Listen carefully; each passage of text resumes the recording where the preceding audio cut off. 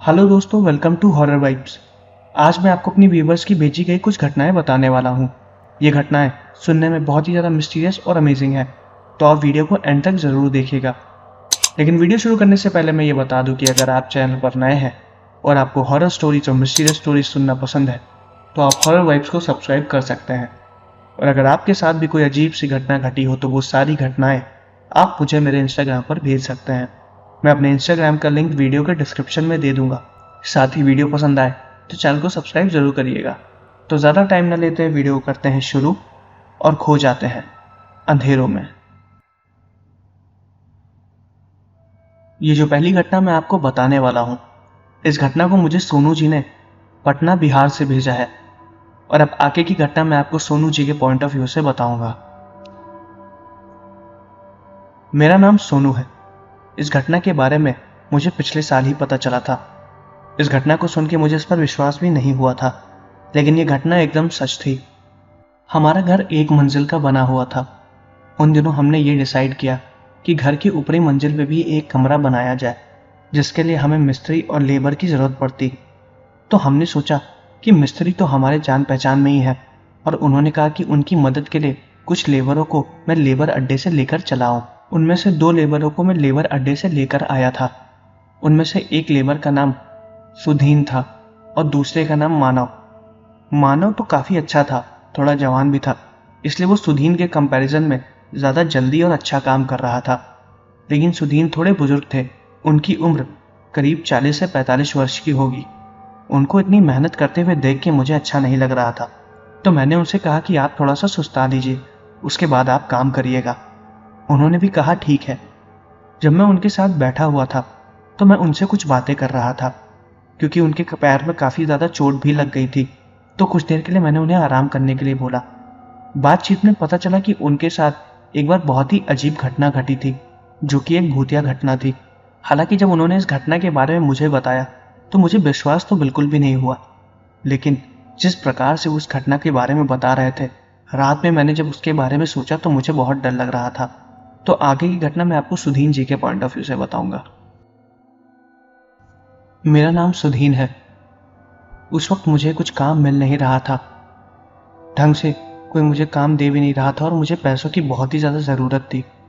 ये घटना 2020 की है। कोविड की वजह से सब कुछ बंद चल रहा था। मैं अपने घर भी नहीं जा पा रहा था, इसलिए मैं जहाँ पर रहता था वहीं पर ही रुक गया। थोड़े बहुत पैसे जमा किए थे, लेकिन वो भी खर्च हो चुके थे। मुझे और पैसों की ज़रूरत थी और काम मिल नहीं रहा था। थोड़ी बहुत मदद कुछ लोगों से खाने के लिए मिल जा रही थी। भिखारियों जैसी परिस्थिति हो गई थी मेरी। इसी के बारे में सोचते हुए मैं रात में अपनी झोपड़ी के बाहर लेटा हुआ था। झोपड़ी के अंदर बहुत ही ज़्यादा गर्मी थी, तो हम जितने भी काम करने वाले लोग थे बाहर फुटपाथ के बगल में ही लेट जाया करते थे, क्योंकि वहाँ अच्छी थोड़ी बहुत हवा चलती थी और इस समय इतनी शांति थी, तो रोड पे गाड़ी वगैरह भी बिल्कुल नहीं निकल रही थी, तो हम आराम से फुटपाथ पे सो सकते थे। मैं ज़्यादा किसी से बात नहीं करता था, क्योंकि उस जगह जहाँ पर मैं रह रहा था, उस जगह पर मैं लॉकडाउन के बाद ही पहुंचा था। वहां पर रहने वाले लोगों ने मुझे कुछ दिनों के लिए वहां पर जगह दे दी थी। वो सब भी काम ढूंढ रहे थे और उनके साथ मैं भी काम ही ढूंढ रहा था। मैं जहां पर सो रहा था उसके पीछे एक बहुत ही बड़ी सी दीवार थी, और दीवार के पीछे एक छोटा सा पार्क या फिर कह सकते हैं जंगल टाइप का एरिया था, जो कि काफ़ी ज़्यादा बड़ा था। मुझे ढंग से याद नहीं है, शायद वो सरकारी प्रॉपर्टी थी। उसके अंदर जाना मना था। हम लोग उसी दीवार की दूसरी तरफ ही लेटा करते थे। कुछ भले लोग अक्सर आके रात में खाना भी दे दिया करते थे, तो किसी तरह हमारा गुजारा चल रहा था। मुझे आज भी याद है वो रात। कोविड की वजह से पूरा शहर बंद था। हल्की फुल्की बारिश भी हो रही थी। मैं फुटपाथ पे ही लेटा हुआ था, लेकिन जहाँ पर मैं लेटा हुआ था वहाँ पर बारिश की एक भी बूंद नहीं आ रही थी, और मुझे ठंडा भी लग रहा था, तो मैं आराम से वहीं पर ही चादर ओढ़ के सो रहा था। उस वक्त रात के करीब 1 बज रहे थे। मैंने अपना मुंह चादर से ढका हुआ था, लेकिन मुझे नींद नहीं आ रही थी, क्योंकि मैं अपनी परिस्थिति के बारे में ही सोच रहा था, और मुझे रात भर नींद भी नहीं आती थी, क्योंकि उस वक्त परिस्थिति बहुत ही ज़्यादा बेकार थी। सोते वक्त तभी मुझे ऐसा महसूस हुआ कि मेरे पास कोई चलते हुए आ रहा है। हालांकि उस वक्त लोग रात में टहला भी करते थे, लेकिन बारिश में जब किसी के पैरों की आवाज़ मुझे सुनाई दी तो मेरी आंखें चद्दर के अंदर ही खुल गईं। मैंने अपना चेहरा चद्दर से बाहर नहीं निकाला, लेकिन मैं जग रहा था। वो आवाज़ धीरे धीरे तेज होती जा रही थी। मुझे इस बात का पता चल गया था कि वो चलते हुए मेरी तरफ ही आ रही है। मैंने फिर भी चद्दर के बाहर अपना चेहरा नहीं निकाला और मुझे ये महसूस हो गया था कि वो जो कोई भी है मेरे पास आके ही खड़ा है। रात के अंधेरे में उसका चेहरा ढंग से दिखाई नहीं दे रहा था। रोड पर भी लाइट जल रही थी, लेकिन वो काफी ज्यादा दूरी पर थी, तो मुझ पर बहुत ही हल्की फुल्की रोशनी पड़ रही थी। मैं एकदम कोने में जो था। जब मैंने चद्दर को अपने ऊपर से हटाया तो मैंने देखा कि मेरे सामने एक औरत खड़ी है। उसने हरे रंग की साड़ी पहनी हुई थी, बाल भी खुले हुए थे और बहुत ही ज्यादा अजीब लग रही थी। मुंह एकदम उतरा हुआ था। मैं कुछ देर उसे देखता रहा और लेटा ही हुआ था। वो भी खड़ी होकर मुझे देख रही थी। मैंने उससे पूछा, आपको कोई मदद चाहिए क्या? उसने बोला कि मुझे एक गड्ढे की खुदाई करवानी है, तुम अभी मेरे साथ चल सकते हो? उस वक्त रात के करीब 1 या 1:30 बज रहे थे। मैंने उससे बोला कि इस वक्त तो मैं आपके साथ नहीं आ सकता, मेरे पास गड्ढा खोदने का औजार भी नहीं है, तो मैं इस वक्त आपकी कोई भी मदद नहीं कर सकता हूं। उसने मुझे साफ साफ बोला कि ज्यादा देर का काम नहीं है, 1 से 2 घंटे का ही काम है, बहुत ही जरूरी है, उसके मैं तुम्हें अच्छे पैसे भी दूंगी और थोड़ा बहुत खाना भी ले लेना। जब उन्होंने मुझे ये बात बताई तो मैंने उनसे कहा कि मुझे थोड़ा समय लगेगा, अगर आप अभी चलने को बोलेंगे तो बिल्कुल भी मुमकिन नहीं है, क्योंकि अभी बहुत ही जोर से बारिश हो रही है। उसने मुझसे बोला कि उसे अभी चलना पड़ेगा। मैंने मन में सोचा कि मुझे पैसे अच्छे मिल रहे हैं तो क्यों ना मैं इनके साथ चला जाऊं। मैंने उस औरत से दोबारा पूछा कि आपको क्या एक ही आदमी की जरूरत है? अगर आप कहेंगे तो मैं अपने साथ किसी और को भी ले चलूं। मैं चाह रहा था कि मेरे साथ जो लोग हैं उनका भी थोड़ा भला हो जाए, क्योंकि उन्होंने मेरे जरूरत के वक्त मेरी मदद की थी। तो उस औरत ने बोला कि नहीं, सिर्फ एक ही आदमी का काम है, और वो तुरंत मुझे अपने साथ चलने को बोल रही थी। मैंने उससे कहा ठीक है। बारिश में ही मैंने कपड़े पहने और फिर मैं उसी के पीछे पीछे चल रहा था। वो मुझे कहाँ ले जा रही थी मुझे बिल्कुल भी समझ में नहीं आ रहा था। मैं उससे बार बार पूछ रहा था कि बहन जी आखिर जाना कहाँ है, तो वो मुझे पीछे घूम के बस इतना ही बोल रही थी कि चुपचाप मेरे पीछे चलो, मैं तुम्हें बता रही हूँ कि आखिर मुझे जाना कहाँ है। मैं उसे मना भी करना चाह रहा था, लेकिन पता नहीं क्यों मैं उसे मना भी नहीं कर पा रहा था। मेरे दिमाग में ये चीज घूम रही थी कि कुछ ना कुछ अजीब जरूर हो रहा है, लेकिन बाद में मुझे ऐसा एहसास हुआ कि उस औरत ने मुझे सम्मोहित भी कर लिया था। जिस दीवार के पीछे मैं अक्सर लेटा करता था वो मुझे उसी दीवार की दूसरी तरफ लेकर गई। वहां पर एक छोटा सा गेट था जो कि खुला हुआ था, पर जहां तक मुझे याद है कि रात के वक्त अक्सर वो गेट बंद रहता है। वो अचानक से कैसे खुला हुआ था मुझे कुछ भी समझ में नहीं आया। वो औरत मुझे उसी गेट के अंदर ले गई। बारिश हल्की हल्की हो रही थी, बूंदें भी साफ साफ नजर आ रही थी। उस पार्क के अंदर जहां पर वो मुझे लेके गई थी वहां पर भी थोड़ी बहुत रोशनी थी, जिसमें मैं बारिश की बूंदें साफ साफ देख सकता था। वो सारे बल्ब पीले रंग के थे, जिसकी वजह से साफ साफ थोड़ा बहुत दूर दूर कर दिखाई दे रहा था। वो औरत मुझे जंगल के एक हिस्से में ले जा रही थी। हालांकि वो मेन रोड से ज्यादा अंदर नहीं था, वहां से मेन रोड साफ साफ दिखाई दे रही थी, लेकिन जहां पर वो ले जा रही थी वहां पर अंधेरा था। एक छोटा सा घर भी बना हुआ था जो कि काफी ज्यादा पुराना था और टूटा भी हुआ था। शायद अब वहां पर कोई रहता भी नहीं है। वो मुझे उस घर के पीछे लेकर गई। जब वो वहां पर लेकर गई तो मैंने उससे पूछा कि आखिर यहाँ पर क्या है। उसने मुझे बताया कि घर के पीछे वाले हिस्से में ही मुझे खुदाई करनी है। मैंने उससे बोला कि आखिर यहाँ पर किस चीज की खुदाई करनी है।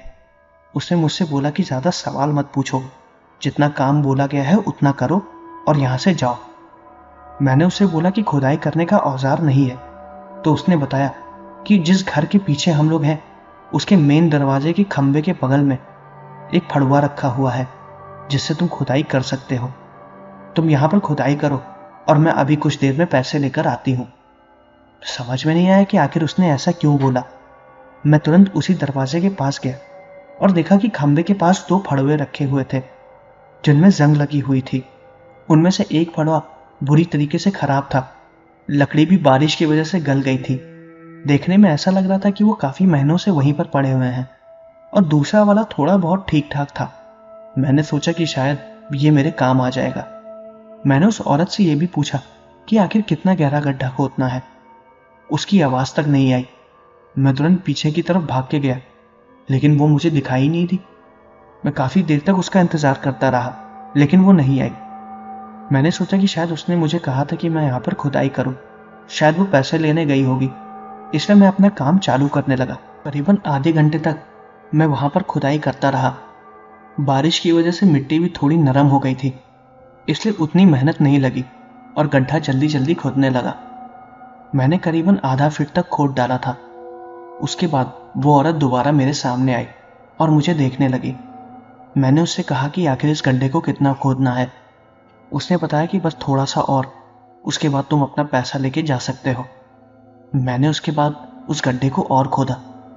मुझे खोदते वक्त एक बैग मिला जो कि काफी ज्यादा बड़ा था। उस औरत ने कहा कि उस बैग को निकालो और बाहर गेट पर जाके रख दो। मैंने उससे कहा ठीक है। मैंने उससे यह भी पूछा कि आखिर इसमें है क्या। उसने कहा कि जितना बोला गया है उतना करो। वो मेरी बात का जवाब बहुत ही ऐंठ के दे रही थी। कई बार तो मुझे गुस्सा भी आ गई थी, लेकिन मैंने सोचा कि 1000 रुपए वो भी 2 घंटे के मिल रहे थे, तो मैंने सोचा कि मैं अपना काम खत्म करके यहाँ से चुपचाप जल्दी से निकलूं, क्योंकि वहां पर मुझे कुछ ठीक नहीं लग रहा था। वो बैग काफी ज्यादा भारी था, बदबू भी बहुत ज्यादा आ रही थी। मुझे लग रहा था कि शायद इसमें उसने कोई बर्तन या फिर पैसे गाड़े होंगे। लालच तो मुझे बहुत ज्यादा आ रही थी, लेकिन मैंने कुछ भी नहीं बोला। मैंने उस बैग को खोल के देखने की कोशिश भी नहीं की और चुपचाप वहां पर उसी बैग को उठा के घर के दरवाजे पर रख दिया। फिर उसके बाद मैंने उस औरत से पैसे मांगे। उस औरत का कोई भी जवाब नहीं आया। मैं भागते हुए घर के उसी पीछे वाले कोने पर गया जहां पर उस औरत को मैंने खड़े हुए देखा था, लेकिन वो वहां पर थी ही नहीं, गायब हो गई थी।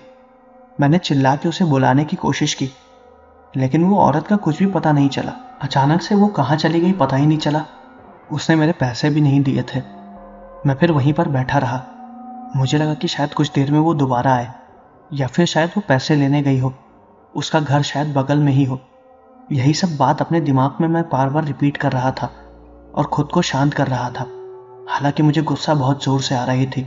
हालांकि कोई अचानक से ऐसे गायब नहीं होता है, लेकिन मैं फिर भी वहीं बैठा हुआ था। एक तो उस बैग से आती हुई गंदी बदबू की वजह से मैं वहां पर रुकना भी नहीं चाह रहा था। इतनी गंदी बदबू, आखिर उसमें क्या था मुझे कुछ भी समझ में नहीं आया। पानी की वजह से वो बैग भी भीग चुका था। खोलने का मन तक नहीं कर रहा था, लेकिन पता नहीं क्यों मैंने अपने मन को रोकने की बहुत कोशिश की, लेकिन फिर भी रोक नहीं पाया। मैंने जाके उस बैग को तुरंत खोला और मैं देख के हैरान हो गया। उसके अंदर इंसानी कटा हुआ शरीर था और वो एक औरत का शरीर था। हरे रंग के कपड़े पहने हुए थे उस औरत ने। हाथ पैर सर सब उसी में ही पड़ा हुआ था। देखते ही मुझे जोर से उल्टी आ गई। मेरे हिसाब से वो सर उसी औरत का था जो कुछ देर पहले मेरे सामने खड़ी थी और जिसने मुझे गड्ढा खोदने के लिए बोला था। मैं उस चीज को देख के जोर जोर से चिल्लाने लगा और उस पार्क से बाहर भाग गया। उल्टियां लगातार मुझे आई जा रही थी। हाथ पैर बुरी तरीके से कांप रहे थे। कांपते हुए मैं अपने दोस्तों के पास गया जहां पर मैं पहले सो रहा था। उनको सारी चीजें बताई। इतने बुरी तरीके से हाथ पैर कांप रहे थे कि मैं उन्हें खुल के कुछ बता भी नहीं पा रहा था और पूरे रोड पर जोर से चिल्ला रहा था। मेरे चिल्लाने की आवाज सुन के वहां पर जितने भी लोग थे सब उठ गए और उन्होंने मुझसे पूछा कि आखिर मुझे क्या हुआ। मैंने उन्हें सारी चीजें बताई और मेरे साथ वो लोग उस जगह पर भी गए।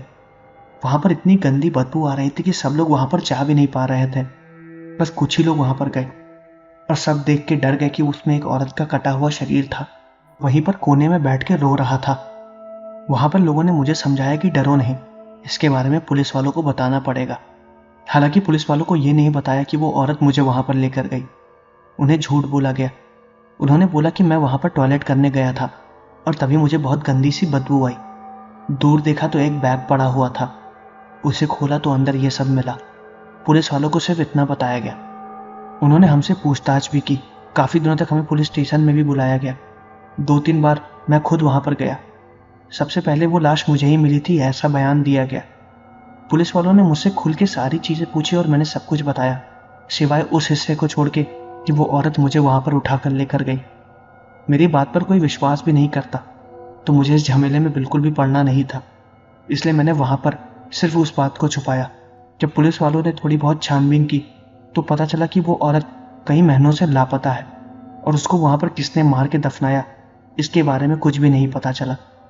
कई बार तो मुझे पुलिस वाले चौकी पर भी उठाकर ले गए और घंटों तक बैठाल के रखा, लेकिन उन्हें कुछ भी नहीं मिला। मैंने उन्हें सब कुछ सच बता दिया था। इस घटना के बाद मैं उस जगह से चला गया और फिर उस एरिया में काफ़ी दिनों तक नहीं गया, और फिर इस घटना को काफ़ी साल बीत चुके थे। इसके बारे में मैंने फिर किसी को नहीं बताया और आज मैं तुमको बता रहा हूं। जब इन्होंने ये बात मुझे बताई तो मैं बहुत ज़्यादा हैरान हो गया था। इसके बारे में मैंने अपने पिताजी को भी बताया। हालांकि ये दादाजी यहाँ पर काम करने आए थे। पिताजी ने कहा कि मुझे इस आदमी के आसार थोड़े ठीक नहीं लग रहे हैं, इसलिए इसको तुरंत आधे पैसे दो और यहाँ से रवाना कर दो। उनकी बात मान के मैंने तुरंत चाचा जी के आधे पैसे दिए और उनको वहाँ से भेज दिया। जाते वक्त तो चाचा जी ने मुझसे यही बोला कि हमको पता है कि आप मुझे पैसा देकर क्यों भेज रहे हैं, पर मेरी बात का विश्वास करिए, हम झूठ नहीं बोल रहे हैं, वो एकदम सच था और मैं कोई गलत आदमी नहीं हूँ। उन्होंने आखिरी शब्द बस यही बोला, पैसे दिए और उसके बाद मैं उनसे कभी नहीं मिला।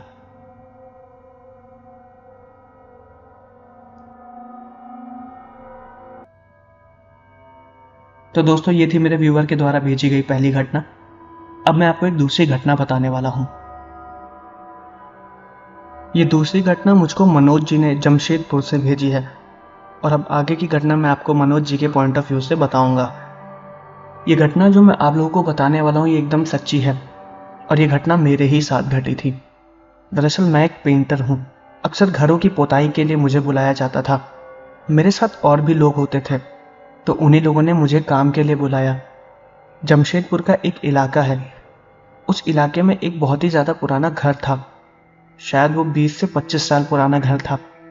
उस घर को कोई नए मालिक खरीद रहे थे, जिसकी वजह से उस घर का थोड़ा मेंटेनेंस का काम चल रहा था। उस घर के डिज़ाइन को देख के ऐसा लग रहा था कि वो काफ़ी ज़्यादा पुराने ज़माने का बना हुआ है।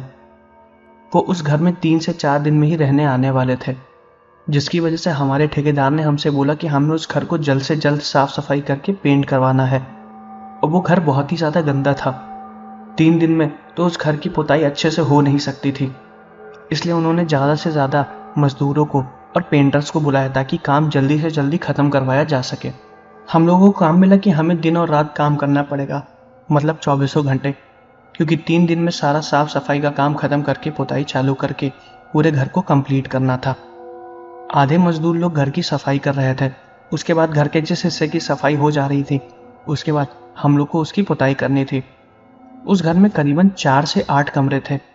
हर कमरे में एक एक आदमी पुताई कर रहा था, जिसमें पहले कमरों को प्रॉपरली घिस के पुराने पेंट को छुड़ाना था और फिर नए पेंट को करना था, जिसमें थोड़ा सा वक्त तो लगता ही था। जब दिन में मजदूर लोग काम खत्म करके चले जाते थे और रात के लोग आते थे, मैं तब भी अपने घर नहीं जाता था और मैं रात में भी काम करता था, क्योंकि उस वक्त मुझे पैसों की काफ़ी ज़्यादा ज़रूरत थी। 2 दिन तक तो मैंने वहाँ पर आराम से काम किया। लगभग 3 से 4 कमरे तो मैंने खुद ही पेंट कर डाले थे। फिर एक कमरे में मैं और गया। वहाँ पर मजदूर साफ सफाई बहुत धीमी तरीके से कर रहे थे और वो कमरा काफ़ी ज़्यादा छोटा था बाकी कमरों के हिसाब से। उसको देख के लग रहा था कि उसको पुताई में ज़्यादा टाइम नहीं लगेगा। मैंने सोचा था कि मैं मुश्किल से 5 से 6 घंटे में इस कमरे का पूरा काम निपटा लूँगा। तो मैंने सोचा कि मैं थोड़ा सा आराम कर लूँ और रात में पूरा काम ख़त्म करके अपने पैसे लेके वापस चला जाऊँगा, क्योंकि बस वही एक कमरा बाकी था जिसको पोतना बाकी क्योंकि बस वही एक कमरा बाकी था जिसका पेंट करना था, और घर का बाहरी हिस्सा बाकी पेंटर्स भी कंप्लीट कर रहे थे। फिर मैं अंदर जाके उस हिस्से को पेंट करने लगा। उस वक्त रात के करीब 1 या 1:30 बज रहे थे। कमरे में एक छोटे से बल्ब चल रहा था और हर कमरे में थोड़ी बहुत लाइट चल रही थी, जिससे बाकी थोड़ा थोड़ा काम चल रहा था। उस कमरे में मैं अकेला था। दीवार में काफ़ी ज़्यादा गंदी सीलन भी थी। सीलन की बदबू भी साफ साफ आ रही थी। मैं उसी सीलन को हटा के पेंट करने की कोशिश कर रहा था। करीबन 1:30 बजे ठेकेदार ने सबके लिए चाय मंगाई और सबको बुलाया कि थोड़ी देर का आराम करके चाय पी लें। सब लोग चाय पीने के लिए बाहर चले गए थे। एक आदमी ने मुझे भी बुलाया, तो मैंने उससे बोला कि मैं बस इस दीवार को निपटा के आता हूँ। उस कमरे की एक दीवार को मैं पेंट कर रहा था। जब वो लोग चले गए तो मुझे करीबन 5 मिनट उस दीवार को पेंट करने में लगा। तभी मुझे एक आवाज़ आई, पहले मुझे लगा कि मेरे कान बज रहा है। मैं तुरंत उस आवाज़ को सुन के पीछे की तरफ घूमा। वहाँ पर कोई भी नहीं था। बल्ब चल रहा था। पूरे घर में मैं अकेला था। सब लोग बाहर थे और उनके बात करने की हल्की हल्की आवाज़ मुझे सुनाई दे रही थी। मुझे लगा कि शायद कोई मुझे बुलाने आया होगा या फिर शायद ये मेरा कोई वहम होगा। मैंने इस पर ध्यान नहीं दिया और मैं दोबारा पेंट करने लगा। तभी मुझे दोबारा वो आवाज़ आई। छिछ। उस आवाज़ को सुन के मैं तुरंत पीछे घूमा। मुझे फिर कोई नहीं दिखा। मैंने तुरंत पूछा, कौन है? मैं आ रहा हूँ चाय पीने, मैंने बोला ना। कोई भी आवाज़ नहीं आई। मैं दोबारा पुताई करने लगा। मैं एक लोहे की बेंच पर खड़ा था और उस दीवार के उछले हिस्से की पुताई कर रहा था। तभी मैंने देखा कि मेरे बगल में एक आदमी आके खड़ा हो गया है। वो बुजुर्ग था। उसकी उम्र करीबन 60 से 65 वर्ष की थी। वो मेरे बगल में आके अचानक से कहाँ खड़ा हो गया मुझे समझ में नहीं आया। उसके आने की तो मुझे आवाज़ तक नहीं आई। वो मुझे खड़ा होकर देख रहा था। मैंने उससे बोला कि दादा, आप यहाँ क्या कर रहे हैं? यहाँ से चले जाइए, आपको अंदर किसने आने दिया? उसने कुछ भी नहीं बोला। मुझे लगा कि शायद वो भी ठेकेदार का जान मान का कोई आदमी होगा। उस बुजुर्ग ने कुछ भी नहीं बोला। उसने तुरंत जिस टेबल पर मैं खड़ा था उस पर जोर से लात मारी और मैं नीचे गिर गया। मैं जैसे ही नीचे गिरा मैं जोर से चिल्लाने लगा और वो बुजुर्ग मेरी आंखों के सामने से गायब हो गया। मुझे दिखाई तक नहीं दिया। उसने उस टेबल पर इतनी जोर से लात मारी कि वो टेबल उछल के दूसरी दीवार पर जाके लगी, जिसको मैं पहले से ही पेंट कर चुका था। वो काफ़ी ज़्यादा भारी टेबल थी। कोई जवान आदमी भी उस पर लात मारे तो वो कुछ इंच भी ना हिले। लेकिन उस बुजुर्ग ने इतनी तेज लात मारी कि मुझे कुछ भी समझ में नहीं आया। उसकी आवाज़ पूरे घर में गूंजी और मेरे चिल्लाने की भी। मेरे चिल्लाने की आवाज़ सुनते हुए वो आदमी जो कि बाहर बैठ के चाय पी रहे थे भागते हुए मेरे पास आए। मेरे पास आने से पहले मैं उस बल्ब को भी देख रहा था। वो लोग जब मेरी आवाज़ सुन के भागते हुए अंदर की तरफ आ रहे थे तो मैं उस बल्ब को देख रहा था जो कि उसी कमरे में लगा हुआ था और मेरी आंखों के सामने वो बल्ब काफ़ी ज़्यादा ज़ोर से फट गया। उसके कांच के कुछ टुकड़े मेरे चेहरे पर भी आके लगे। मेरी आंखें बच गई, वरना उसी वक्त मेरी आंखें भी फूट जाती। अंधेरे में वो बुजुर्ग कहाँ गायब हो गया कुछ भी समझ में नहीं आया। जब वो लोग अंदर आए तो उन्होंने देखा कि मैं ज़मीन पर गिरा हुआ हूँ और मेरे हाथ से बहुत ज़ोर से खून निकल रहा है। मुझे उठा के वो लोग तुरंत बाहर लेकर गए। और ताजुब की बात तो ये थी, जब वो लोग मुझे बाहर ले जा रहे थे तो जिन जिन कमरों में लाइट जल रही थी वो सारे बल्ब एक एक करके फूटने लगे और ये चीज़ उन सब ने देखा। बहुत ही ज़्यादा अजीब चीज़ थी ये। जब वो लोग मुझे बाहर लेकर आए तो मैंने उन्हें सारी चीज़ बताई। उस ठेकेदार को भी सब कुछ बताया। हालांकि उस ठेकेदार ने इन सब चीज़ों पर विश्वास नहीं किया, लेकिन बल्ब फूटने की वो चीज़ सारे वर्कर्स ने देखी थी। मैंने तो अंदर जाने से मना भी कर दिया था कि अब मैं वहाँ पर नहीं जाऊँगा, क्योंकि मुझे समझ में आ गया था कि इस घर के अंदर कुछ ना कुछ अजीब ज़रूर है, या तो इसके अंदर कोई भूत घूम रहा है। लेकिन आज से पहले 2 दिन तक मुझे ऐसा कुछ भी महसूस नहीं हुआ था। शायद आज पहली बार मैं अकेला काम कर रहा था, इसलिए हो सकता है कि वहाँ पर मुझे वो चीज़ दिखाई दी हो। उसके बाद मैं उस घर के अंदर नहीं गया। ठेकेदार ने मुझसे बहुत कोशिश की कि मैं घर के अंदर चला जाऊँ, लेकिन मेरे हाथ में भी काफ़ी बुरी तरीके से चोट लग गई थी, तो मेरा हाथ भी काम नहीं कर रहा था। मैंने ठेकेदार से बोला कि अभी तक का मेरा जितना पैसा हुआ है आप मुझे दे दीजिए, मैं काम नहीं कर पाऊँगा। उसने मुझे सुबह तक का इंतज़ार करने के लिए बोला। सुबह तक कुछ और वर्कर्स ने जाके थोड़ा बहुत काम किया और सारा काम सुबह निपटा के वो पैसा सबको बांटने लगा, जिसमें मुझे भी मेरा पैसा मिला। ठेकेदार काफ़ी ज़्यादा अच्छा था, इसलिए उसने मुझे आखिरी रात के पूरे पैसे दे दिए और मेरी मरहम पट्टी भी करवाई। लेकिन ये जो चीज़ मेरे साथ हुई ये बहुत ही ज़्यादा अजीब थी। वो बुजुर्ग शायद कोई आत्मा थी जो कि शायद अभी भी उसी घर में घूम रही हो। वहाँ पर जो नए लोग आ रहे थे वहाँ पर उनके साथ क्या हुआ ये तो मुझे नहीं पता, लेकिन उस घर में वो आत्मा शायद आज भी घूम रही होगी।